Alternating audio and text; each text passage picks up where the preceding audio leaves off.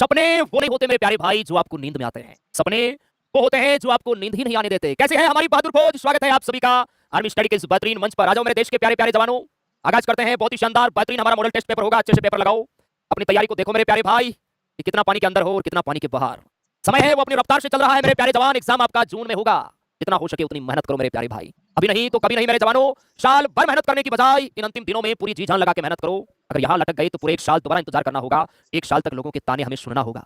इसलिए इसी भर्ती में पूरी जी जान लगा दो और अपने सपनों को साकार करो, अपने माता पिता के सपनों को साकार करो। ठीक है मेरे प्यारे भाई? बिल्कुल सर, इस बार जी जान लगाएंगे और वर्दी लेकर दिखाएंगे। कैसे हार जाऊं इन तकलीफों के आगे? मेरी तरक्की की आश में मेरे माता पिता कब से बैठे हैं।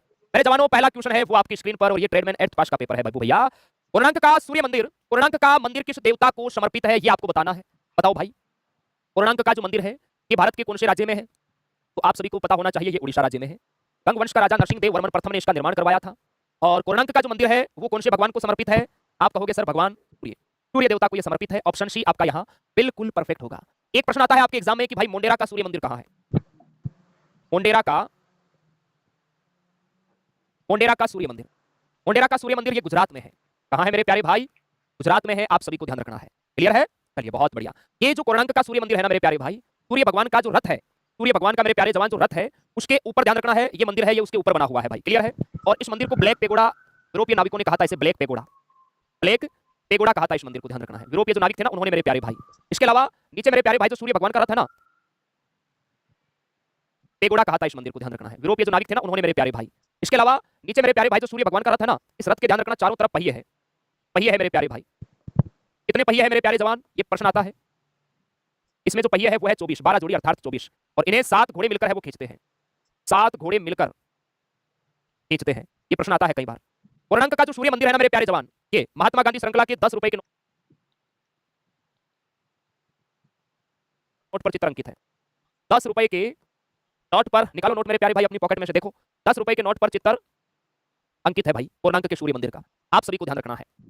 नेक्स्ट है, देखिए भारतीय संविधान में नीति निर्देशक तत्व कहां से लिए गए? रिपीट है ये प्रश्न, ये जीडी में भी आया है, ट्रेडमैन 10th पास में भी मिल जाएगा, 8th पास में भी है। बहुत बार ये प्रश्न आया है एग्जाम के अंदर। तो डीपीएसपी हम लोगों ने कहां से लिया है? आयरलैंड से लिया है। नीति निर्देशक तत्व हमारे संविधान के कौन से भाग में है भाई? हमारे संविधान के लल्ला भाग कौन से भाग में है? आप कहोगे सर भाग 4 के अंदर है। अनुच्छेद 36 से 51 तक है, 36 से 51 तक है। ये आपको ध्यान रखना है। आयरलैंड से हम लोगों ने लिया है। देखिए ट्रिक के माध्यम से आपको ये संविधान के स्रोत में याद करवाता हूं। संविधान के प्रमुख स्रोत, ये आपके एग्जाम के लिए काफी इंपॉर्टेंट है। यहां से प्रश्न है वो पूछ लिया जाता है। देखिए एक अच्छी प्यारी ट्रिक है मेरे प्यारे भाई जिसके माध्यम से आप याद कर पाओगे। दिया आज सद समास को गफा करूं, गफा करूं। दिया आज सद समास को गफा करूं। मेरे प्यारे भाई नी से क्या बनेगा जी? नीति निर्देशक तत्व है। नीति निर्देशक तत्व है। आज से क्या बनेगा मेरे प्यारे भाई? आयरलैंड। तो नीति निर्देशक तत्व कहां से लिए गए हैं मेरे जवान? आयरलैंड से लिए गए हैं, ध्यान रखना है। आज से क्या बनेगा भाई? आपातकालीन शक्तियां, आपातकालीन शक्तियां। जैसे क्या बनेगा भाई? जर्मनी। आपातकालीन शक्तियां कहां से ली गई है सर? जर्मनी से ली गई है, आपको ध्यान रखना है। सद यहां से ऐसे बनेगा भाई संविधान संशोधन की प्रक्रिया, संविधान संशोधन की प्रक्रिया जो कि संविधान के अनुच्छेद 368 में है। जैसे बनेगा लल्ला दक्षिण अफ्रीका। संविधान संशोधन की प्रक्रिया कहां से ली गई है? आप कहोगे सर दक्षिण अफ्रीका से ली गई है। समास, समास सम धन आस, समास से बनेगा आपका समवर्ती सूची, समवर्ती सूची मेरे प्यारे जवान। समवर्ती सूची देखो समास, इसमें आस की ध्वनि आ रही है, ये कहां से ली गई है? समवर्ती सूची ऑस्ट्रेलिया से ली गई है, ऑस्ट्रेलिया से। तो यहां ब्लैंक है। गफा करूं क्या? गणतंत्रीय व्यवस्था, गणतंत्रीय व्यवस्था। ये कहां से ली गई है? फै, फ्रांस से ली गई है। करूं क्या का अर्थ होगा? मौलिक कर्तव्य मेरे प्यारे भाई, मौलिक कर्तव्य। रूस, मौलिक कर्तव्य कहां से अपनाए गए हैं? रूस से। तो ये कुछ इंपॉर्टेंट स्रोत है संविधान के मेरे प्यारे भाई जो आपके एग्जाम के लिए काफी इंपॉर्टेंट है।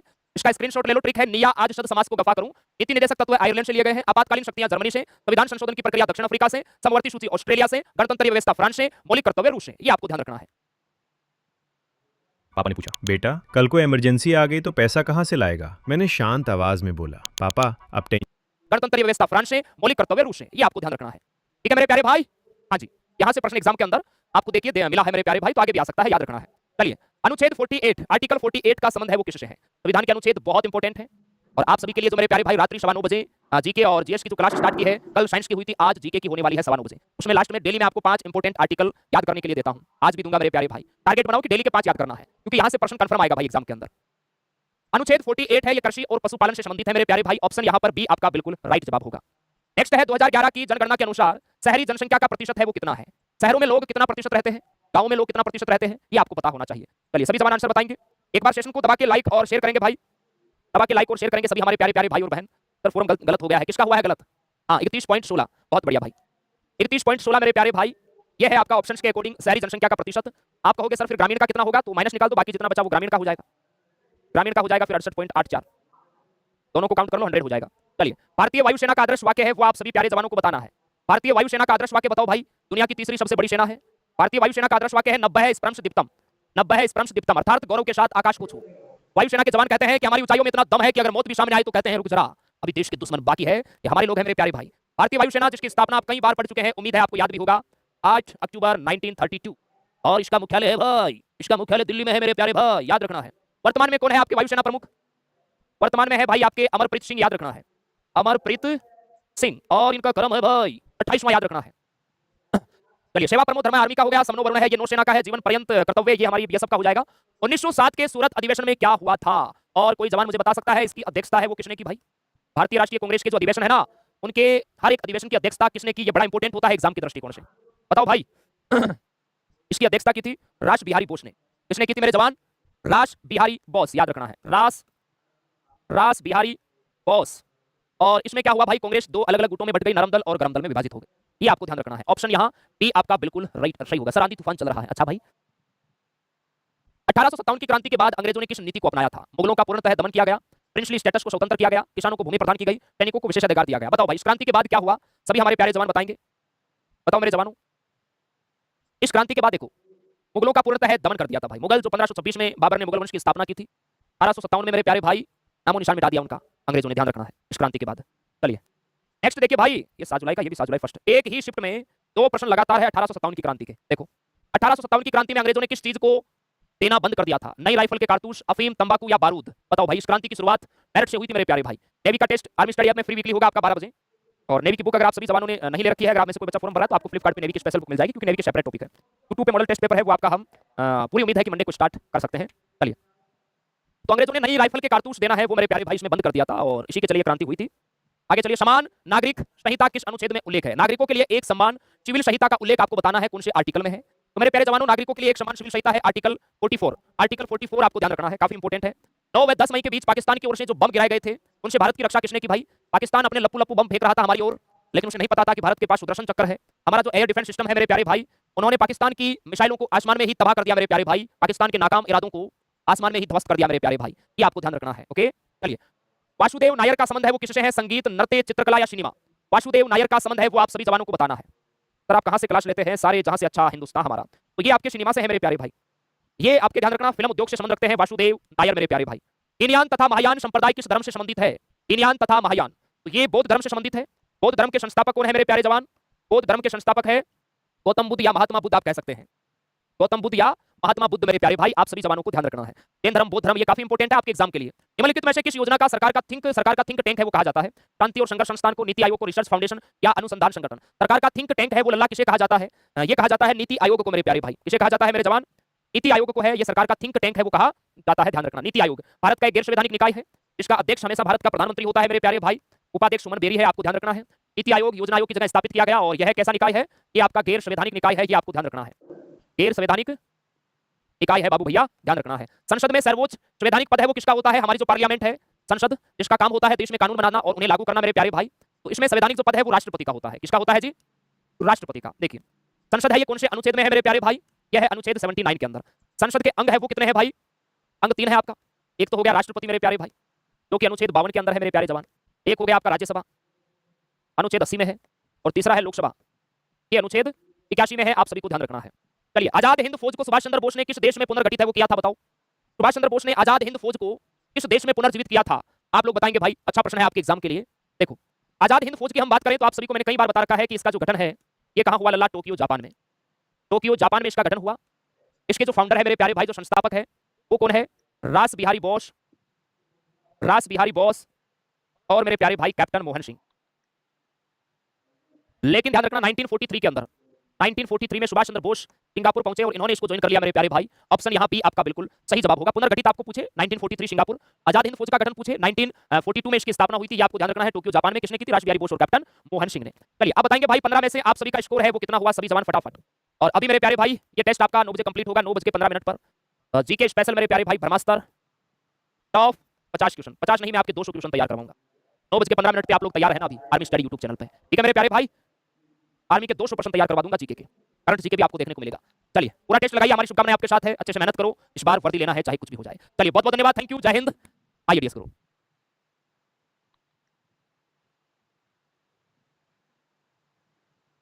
जय हिंद, नमस्कार सभी दोस्तों का एक बार फिर से स्वागत। आर्मी स्टडी के इस दमदार YouTube प्लेटफॉर्म पर आप सभी का स्वागत। उम्मीद आशा है सभी अच्छे होंगे, मस्त होंगे और अपनी तैयारी को जबरदस्त अंदाज में आगे बढ़ा रहे होंगे।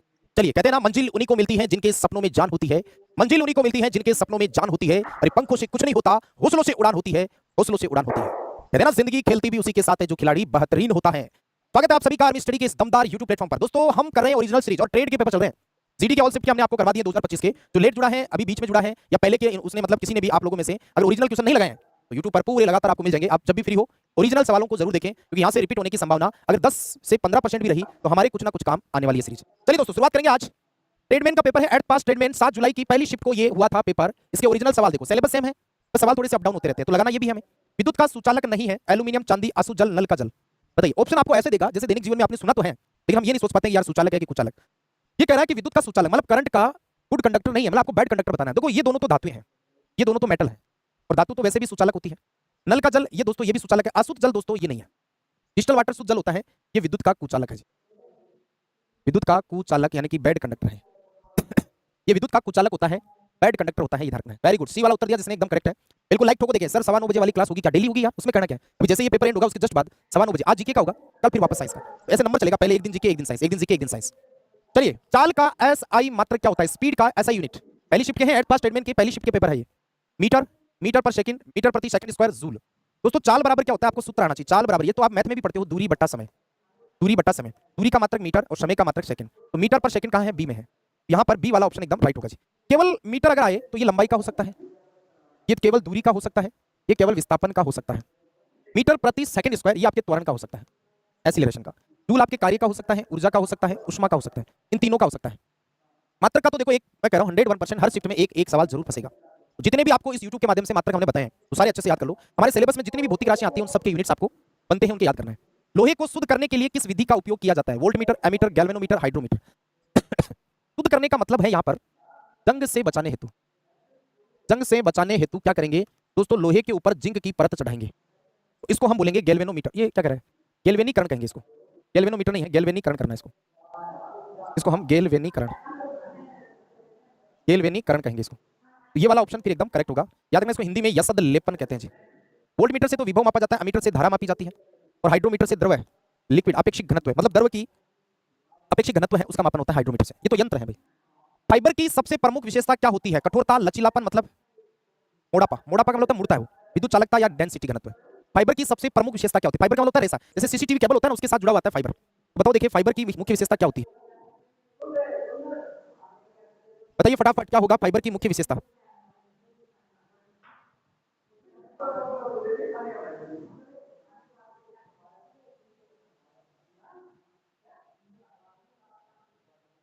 बताओ देखिए फाइबर की क्या विशेषता हो सकती है? फाइबर देखो कठोर तो नहीं हो सकता, डेंसिटी का कोई नहीं, विद्युत चालकता है नहीं, ये तो कुचालक है। लचीलापन होता है, फ्लेक्सिबल होता है। फाइबर लचीलापन होता है, फ्लेक्सिबल हो सकता है, और तो इसमें कोई विशेषता है नहीं, ऑप्शन ही नहीं। ऑप्शन के अकॉर्डिंग तो लचीलापन ही होगा। वायुमंडल में नाइट्रोजन की मात्रा लगभग कितनी होती है? 21, 50, 78, 90। बताओ देखिए वायुमंडल में नाइट्रोजन की मात्रा, प्रतिशत मात्रा कितनी होती है ये आपको बताना है। तो ये तो जाहिर सी बात है, नाइट्रोजन 78 है, 21% ऑक्सीजन होता है, ऑक्सीजन, बाकी तो कोई है नहीं इतना। 0.93 ऑर्गन होता है और 0.03 आपके CO2 कार्बन डाइऑक्साइड होगा। किशोरावस्था के दौरान कौन सा परिवर्तन होता है? दोस्तों देख लो किशोरावस्था का ये 3 अलग अलग में आ गया है। एट पास अभी देखो ये ट्रेड में है, 10th पास ट्रेड में भी आया था और अग्निवीर के जीडी की एक शिफ्ट में भी आया था। किशोरावस्था की जो क्राइटेरिया होता है वो 10 से 19 साल के बीच में होता है। दांतों का गिरना, हृदय का विकास रुकना, जननांगों का विकास, बालों का झड़ना, मतलब इन 4 में से कौन सा किशोरावस्था में होता है? दोस्तों किशोरावस्था से पहले पहले दांत गिर जाते हैं, अब नहीं गिरेंगे। अब अगर गिर गए ना आएंगे नहीं। हृदय का विकास रुकता नहीं है दोस्तों, हार्ट का विकास यहाँ तो जारी रहता है। बालों का झड़ना ये बाद की बात है। जननांगों का विकास, बालों का झड़ना नहीं होता है, वो तो बाद में होगा। जननांगों का विकास ये एकदम सही, ऑप्शन के अकॉर्डिंग ये है। वरना किशोरावस्था में देखो आवाज भारी होना, हार्मोन्स का सक्रिय होना, पुरुषों में दाढ़ी मूंछ का आना, मादाओं में स्तन ग्रंथियों का विकास, स्तन का विकास, जननांग का विकास होता है, मादाओं में मासिक चक्र स्टार्ट हो जाता है, ये सब चेंजेस आते हैं इस किशोरावस्था में। आंखों से धुंधला दिखाई देने का प्रमुख कारण किस विटामिन की कमी है? बी, डी, सी, ए। बताओ, इन सवालों को आराम से उड़ाओगे भाई। आंखों से अगर धुंधला दिख रहा है तो कौन से विटामिन की कमी है ये बताना है जी। तो दोस्तों देखो, बी से तो बेरी बेरी होता है। बी से तो क्या होगा? Beriberi. इसमें तो पाचन कमजोर पड़ता है जी। पाचन कमजोर। डी में दोस्तों रिकेट्स होता है, इसमें हड्डियां कमजोर पड़ती है। इसमें आंख का तो कोई काम ही नहीं है। इसमें स्कर्वी रोग होता है, मसूड़ों से रक्तस्राव, मसूड़ों से ब्लड निकलता है, रक्तस्राव होता है, ब्लडिंग होता है, और इससे होता है रतौंधी, नाइट ब्लाइंडनेस। ये होता है बिल्कुल धुंधलापन। आंखों से धुंधला दिखता है तो विटामिन ए की उसके अंदर कमी पाई जाती है। ह्यूमरस हड्डी का मुख्य कार्य क्या है? कहां होती है भाई ह्यूमरस? ये कंधे और कोहनी के बीच में। ये होती है भुजा की सबसे लंबी हड्डी। भुजा की सबसे लंबी हड्डी है। जबकि फीमर होती है ना, फीमर वो जांग में होती है। ये शरीर की सबसे लंबी हड्डी है, शरीर की, पूरे बॉडी की सबसे लंबी हड्डी है। तो देखो, भुजा को सहारा और गति प्रदान करना, उत्तर तो यही आ गया। जब आपको ये पता चल गया कि ये भुजा में है तो फिर उत्तर तो यही होगा। भोजन पचाना, मस्तिष्क की सुरक्षा, रक्त शुद्ध करना, ये काम ह्यूमरस का नहीं है। याद रखना, ह्यूमरस के इस लंबे भाग को क्या कहा जाता है? लंबे मध्य भाग को साफ्ट कहा जाता है। क्या बोलते हैं? साफ्ट। बर्फ का पानी में बदलना किस प्रकार का चेंजेस है? भाई ये तो आराम से हमारे बंदे उड़ाएंगे, क्योंकि ये अच्छे से पढ़ गए हैं हम केमिस्ट्री में। भौतिक व रासायनिक परिवर्तन के अंदर ये अच्छे से हम पढ़ गए हैं।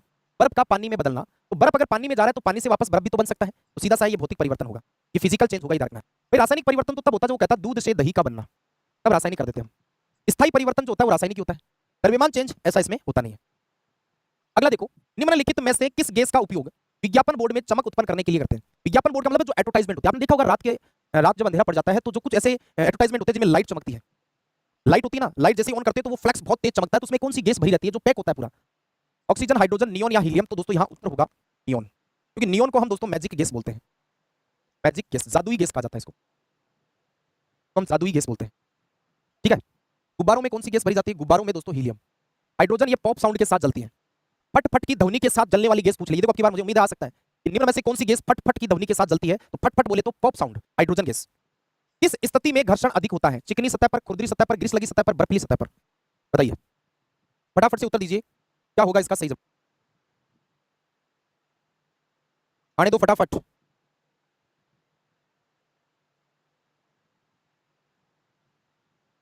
देखो, घर्षण अधिक कहां होगा? चिकनी सतह पर तो घर्षण कम होता है, तभी तो फिसलते हैं। केले के छिलके पर पैर क्यों फिसलता है? घर्षण कम लगता है। तो इनमें खुरदरी सतह कौन सी है? खुरदरी सतह ये वाली है। तो खुरदरी सतह पर घर्षण क्या होता है? सबसे ज्यादा होता है। चिकनी सतह पर तो घर्षण कम होता है, इसलिए पैर रखते ही फिसल जाते हैं। बर्फ भी तो चिकनी सतह है, ग्रीस लगी है, ये भी चिकनी सतह है। तो इन तीनों कंडीशन में तो घर्षण कम होता है दोस्तों। घर्षण कम होता है तभी तो पैर फिसल जाता है।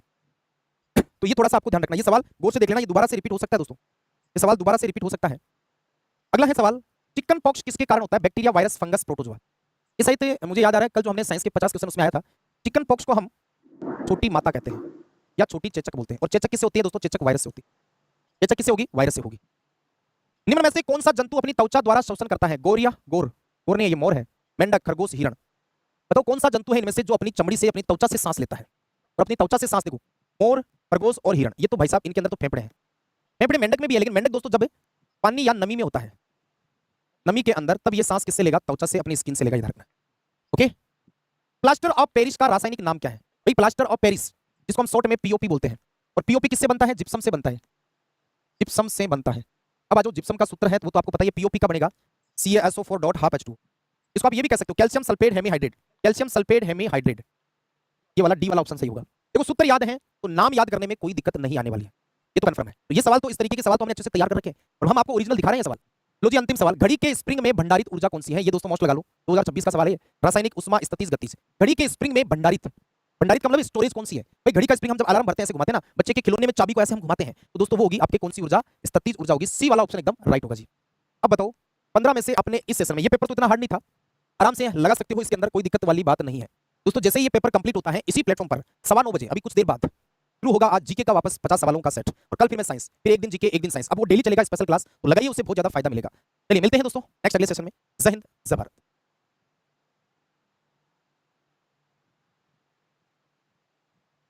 जय हिंद, वंदे मातरम। दोस्तों कैसे हो? सर अच्छे है, जी जान से मेहनत कर रहा है और आपकी बार हमें फोसी बनना है। रख बापू भरोसा, तेरा बेटा 100% फोसी बनकर आएगा और पहला सल्यूट बापू तेरे नाम कर देगा, पहला सल्यूट बापू तेरे नाम कर देगा। तो कैसे हो मेरे प्यारे भाई? तो बिल्कुल हमारे पास अब ज्यादा दिन का समय नहीं है और बढ़िया तरीके से जो पढ़ाया जा रहा है वो बढ़िया तरीके से मेहनत की। तो शुरुआत कर दे। देख फौजन, तुझे हर खुशी मिलेगी जो तुम मुझसे कहेगी। देख फोजन, तुझे हर खुशी मिलेगी जो तू मुझसे कहेगी, पर इतना ध्यान रखना कि मेरी पहली मोहब्बत भारत माँ के नाम रहेगी, पहली मोहब्बत भारत माँ के नाम रहेगी। तो चलो चलते हैं आज के सेशन में। त्रिभुज के अंतःकोणों का योग क्या होता है? त्रिभुज के अंतःकोणों का योग होता है, तो याद रखना त्रिभुज के अंतःकोणों का योग होता है ना, वो होता है 180 डिग्री। कितना होता है? 180 डिग्री होता है, बस यही तो हमारा आंसर है प्यारे, 180 डिग्री। और ये 360 होता है ना, ये बहिष कोणों का योग होता है। किसका होता है मेरे भाई? ये बहिष कोणों का योग होता है, बहिष कोणों का योग होता है। इस बात का आपको विशेष कर ध्यान में रखना है कि बहिष कोणों का योग होता है ना, वो 360 होता है, अंतःकोणों का योग 180 होता है। देखो एक समकोण त्रिभुज में ए समकोण है, बिल्कुल हमें दिया गया, चित्र दिया गया है। एक समकोण त्रिभुज में ए समकोण है, बिल्कुल हमें पता चला कि सर ए है ना हमारा समकोण है, बिल्कुल ठीक है सर। अब यहां से कहा गया कि ए भी है ना, ए भी 40 है, ये भी कितनी है सर? ये भी 40 है, 40, ये बात भी ठीक है सर। ए भी हमारी कितनी है सर? ए भी हमारा 40 है। फिर बोला गया कि सर बीसी कितना है? बीसी 41 है। तो हमें सीए बताना मेरे भाई, क्या बताना सीए? क्या मेरे भाई ट्रिपलेट याद नहीं है? अरे सर ट्रिपलेट तो याद है। यदि ट्रिपलेट याद नहीं है ना, तो आपको लगाना पड़ेगा पाइथागोरस पर में, तो के स्क्वायर बराबर ए स्क्वायर प्लस क्या लगाना पड़ेगा? L square. यदि आपको पाइथागोरस ये ट्रिपलेट याद नहीं है, तो आपको लगाना पड़ेगा पाइथागोरस पर में। यदि ट्रिपलेट याद है तो इसका ट्रिपलेट बताया था मैंने 9 40 41, इसका ट्रिपलेट बताया था 9 40 41, इसका ट्रिपलेट बताया था 9 40 41। तो मेरे भाई यहाँ पे कौन सा गाइप है? 9 गाइप है। कौन सा गाइप है? 9 गाइप है, तो हमारा आंसर आ जाएगा एसी आएगा ना, वो 9 हमारा आंसर आ जाएगा। फर्स्ट ऑप्शन है ना, वो हमारा एकदम परफेक्टली आंसर है, सही है, कोई दिक्कत वाली इसमें बात है नहीं है। कंफर्म है sir, deal this is confirm है, कोई दिक्कत वाली इसमें बात है नहीं। आगे बढ़े, बढ़ जाइए सर, आगे दिखा दीजिए, ताकत दिखा दीजिए दमकम। 3:4 5:4 का मिश्र अनुपात बताना है, मतलब कंपाउंड रेशियो बताना है। क्या बताना है? कंपाउंड रेशियो बताना है। तो यहां से देखो 3:4 को क्या लिख सकते हैं? 3/4 लिख सकते हैं, अनुपात को बट्टे में लिख दो, और इसको क्या लिख सकते हैं सर? 5/4। तो मैंने आपको ये बताया था मिश्र समानुपात का मतलब क्या होता है। इस मिश्र समानुपात का मतलब होता है बट्टे में लिखकर गुणा करवा दो, बट्टे में लिखकर लाला क्या करवा दो? गुणा करवा दो। गुणा है मेरे भाई, तो गुणा करवाएंगे ना, तो ये आ जाएगा सर 5 × 15 आ जाएगा 15, और ये कितना आ जाएगा? 4 × 16 आ जाएगा 16, तो ये आंसर हो जाएगा 15/16 है मेरे भाई। तो ये आ जाएगा 15/16, यही हमारा आंसर हो जाएगा 15/16। क्लियर है? बताओ है मेरे भाई, क्लियर है? एकदम परफेक्ट है, बिल्कुल सर, आगे बढ़ जाओ। अगला प्रश्न देखिए, 8 10 15 20 x का औसत 12 है। जिस मेहनत से तू भाग रहा है मेरे लाला, जिस मेहनत से तू भाग रहा है, उसी मेहनत में अपने को दिन रात एक कर देना है। तो जिस मेहनत की रफ्तार से तुम चल रहे हो ना, उसी रफ्तार से हमें चलना है। लगे कि सर नहीं थोड़ी सी ढीली है, तो और तेज बना दो मेरे भाई, है ना। ठोक दे साग में, यही आग तो तुझे फौजी बनाएगी। ठोक दे साग में, यही आग तो तुम्हें फौजी बनाएगी प्यारे। 8 10 15 20 x का औसत कितना है सर? 12 x बताओ। देखो ये कह रहा है कि इनका औसत है 8 10 15 20 x का औसत कितना है सर? 12 है, 12। तो राशियों का योग अपन राशियों की संख्या आ जाएगा 8 प्लस 10 प्लस 15 प्लस कितना आ जाएगा? 20 प्लस कितना आ जाएगा? x आ जाएगा। तो राशियों का योग 1 2 3 4 5 हो गया, 5। 1 2 3 4 5 है, तो 5 का भाग कर दो। औसत कहां पे रखेंगे? औसत बराबर में, बता देता हूं। देखो योग ऊपर करना है, संख्या कितनी नीचे लिखना, औसत हमेशा बराबर में रखा जाता है। औसत का रखा जाता है बराबर में, तो जोड़ लो 20 10 30 हो गया, 30 और 40 हो गया, और मेरे भाई कितना हो गया? 53। तो ये आ जाएगा 53 प्लस x आ जाएगा, कितना आ जाएगा सर? 53 प्लस x बटा कितना आ जाएगा? 5, और इधर आ गया 12/1। आराम से कर लीजिए, देखो 20 और 10 30 हो गया, 30 और मेरे भाई 23 से 53 हो जाएगा 53। तिरछा गुणा करवा दो, तिरछा गुणा करवाएंगे तो 53 प्लस x आ जाएगा, और ये आ जाएगा 60। इधर जाएगा तो किसका हो जाएगा? माइनस का। इधर जाएगा तो किसका हो जाएगा? माइनस का। तो x बराबर कितना आ जाएगा? 60 में से 53 माइनस कर दो, तो मेरे भाई कितना आंसर आ जाएगा? 7 है ना, 7। ये हमारा आंसर आ जाएगा बी। बी ऑप्शन है ना, वो हमारा एकदम परफेक्टली आंसर है, सही है, कोई दिक्कत वाली इसमें बात है नहीं। आगे बढ़ जाए, बोलोगे ठीक है सर, आगे बढ़ जाओ।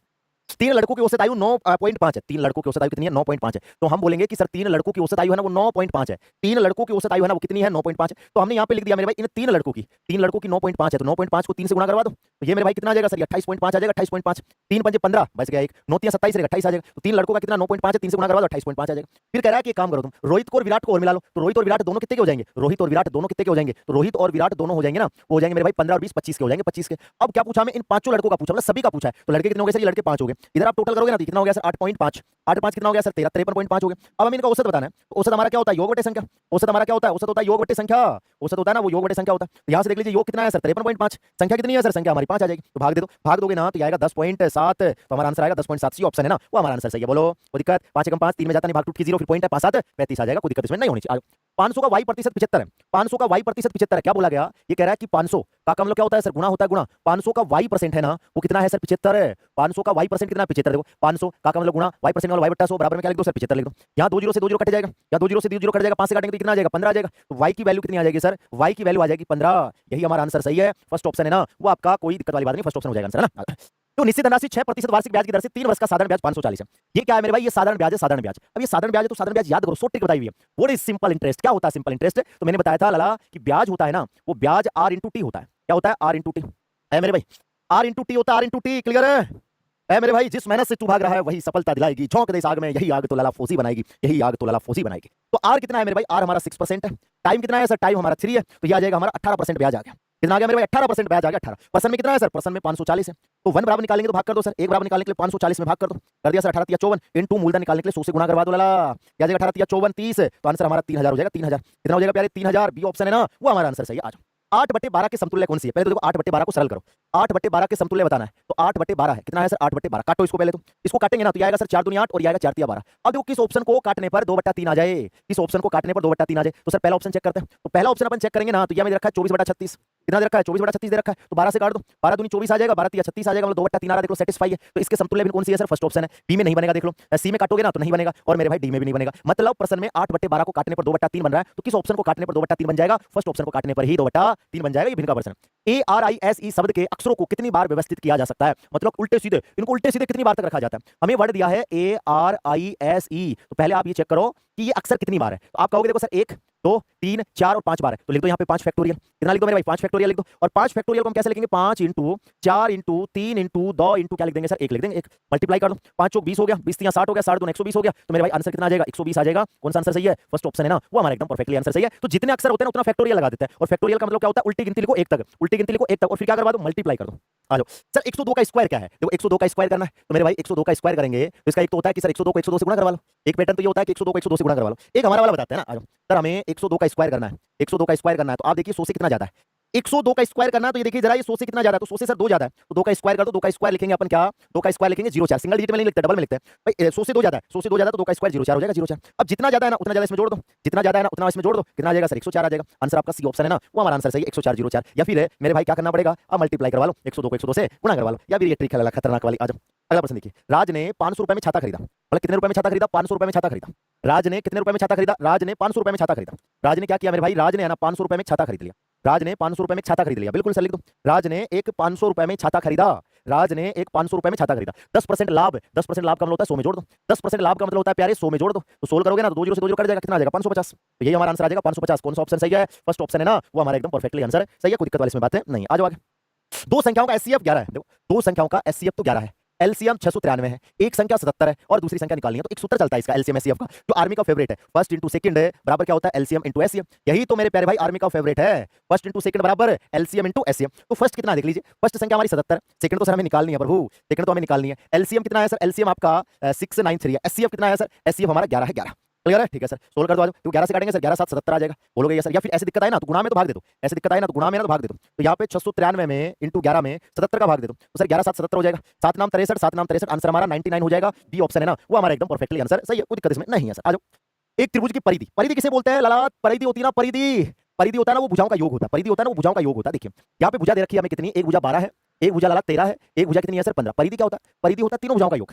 परिधि क्या होता है, परिधि होता है तीनों भुजाओं का योग होता है, देख लीजिए आराम से। तो यहाँ सर ये 12 है, ये 13 है और ये कितना है सर 15 है। तो तीनों भुजाओं का योग कितना हो जाएगा, तीनों भुजाओं का योग ये हो जाएगा 15 और 13 कितना हो जाएगा 28, 28 और 12 कितना हो जाएगा सर 40 हो जाएगा। तीनों भुजाओं का योग 40 है सर, योग क्यों किया, क्योंकि परिधि तीनों भुजाओं का योग होता है लाला। तो ये आ जाएगा 600। अब 1 बराबर निकालेंगे ना तो 600 में 40 का भाग कर दो प्यारे, तो ये कितना आ जाएगा 1 बराबर आ जाएगा ना, ये 15 आ जाएगा 15, बिल्कुल बात सही है। सबसे लंबी भुजा, तो सबसे लंबी भुजा 15 है, तो 15 से गुणा करवा दो, आंसर आपका आ जाएगा 225। कितना आंसर आ जाएगा 225, डी ऑप्शन है ना, वो हमारा एकदम परफेक्टली आंसर है, हो जाएगा, कोई तकलीफ इसमें नहीं है।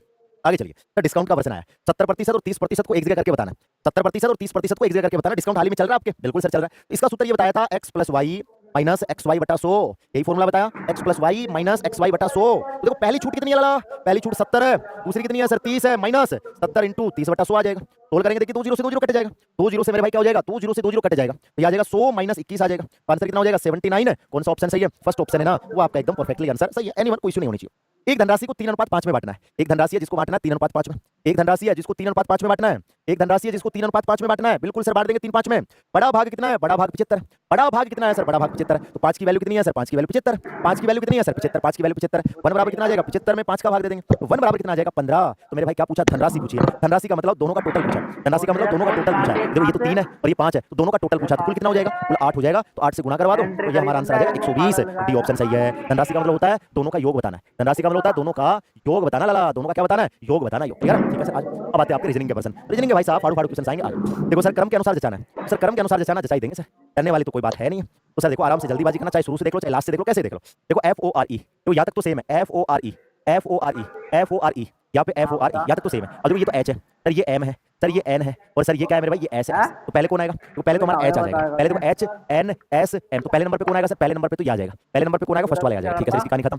अब आप देखोगे कि सर MNS, तो 2 नंबर पे कौन आ जाएगा सर? 2 नंबर पे ही आएगा, 3 नंबर पे ही आएगा, और 4 नंबर पे कौन आएगा सर? ये S आएगा, S। तो मतलब ये 3 नंबर वाला ना, ये लास्ट में जाएगा। तो कौन सा ऑप्शन सही है? फर्स्ट ऑप्शन है ना, बस यही तो हमारा आंसर सही है। देख लो सबसे लास्ट में कौन आएगा? 4 नंबर पे कौन आएगा सर? ये S। तो सबसे लास्ट में 3 नंबर वाला जाएगा। तो यहाँ देखो लास्ट में 3 है, 1 है, 4 है और 2 है, तो सबसे लास्ट में 3 जाएगा, 3। कौन सा ऑप्शन सही है? फर्स्ट ऑप्शन है ना, वो हमारा आंसर सही है प्यारे। बताओ निम्न में से अन्य 3 से भिन्न बताना, आपको ये बताना है इनमें से अलग कौन है, ये बताना है मेरे प्यारे भाई कि इनमें से अलग कौन है। तो देखो हम कह सकते हैं कि सर ये है ना, ये 3 है ना, ये 3, ये क्या है? नॉन परफेक्ट स्क्वायर है। ये क्या है सर?